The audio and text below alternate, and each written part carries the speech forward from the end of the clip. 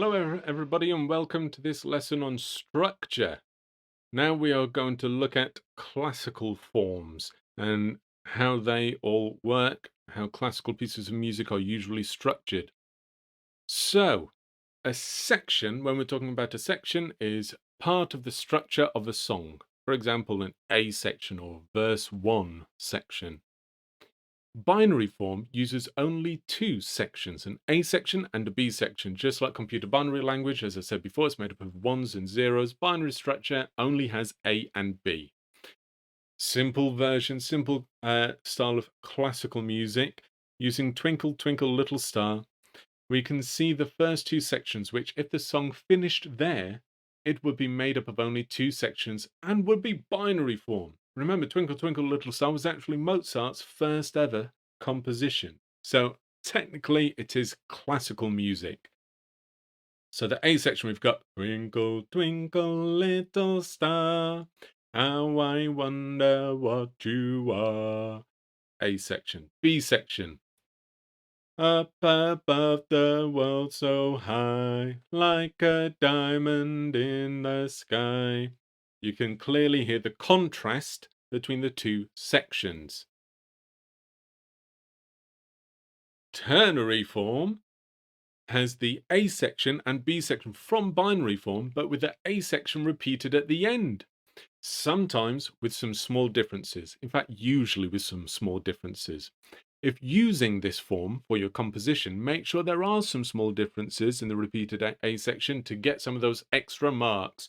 Use some of those ornaments, or maybe a different chord. Try a different variation of the chord sequence or something.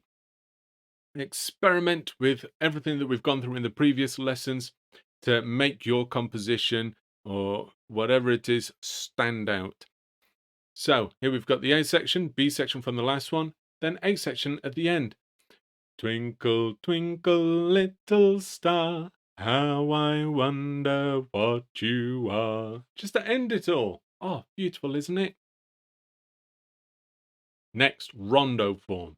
A good way that I like to represent this is imagine it as a sandwich, if you will. A section is the bread, right? And just like those huge sandwiches in like Scooby Doo, if you're of that era, in cartoons where the characters would have massive sandwiches with loads of layers of slices of bread in between them.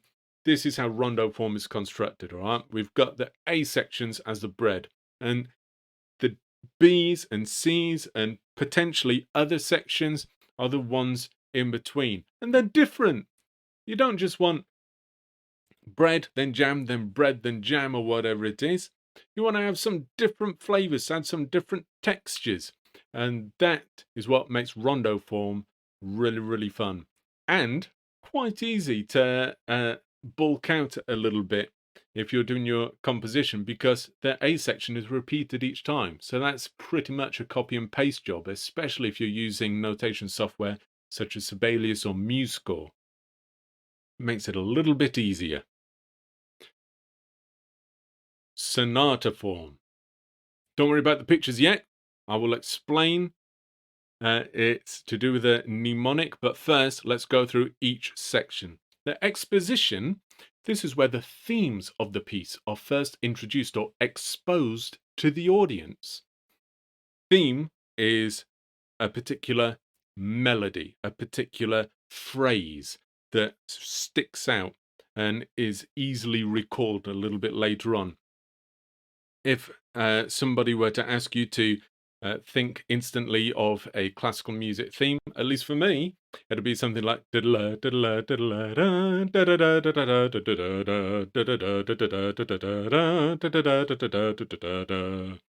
that instantly is the first theme that comes to my head. Modulation is the next section. This is where the themes are modulated through being passed through different instruments, being passed through different key signatures, changing key signature, but keeping the melody, but it changes the amounts of sharps and flats that are played to give it a different vibe, maybe changes the tonality from major to minor, and other compositional devices are used as well, which we will go through in the composition course.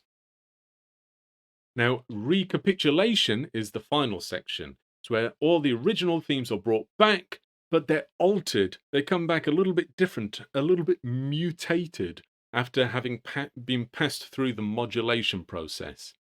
So, you may already have had some sort of idea thinking about how are these images in the background linked to these different sections.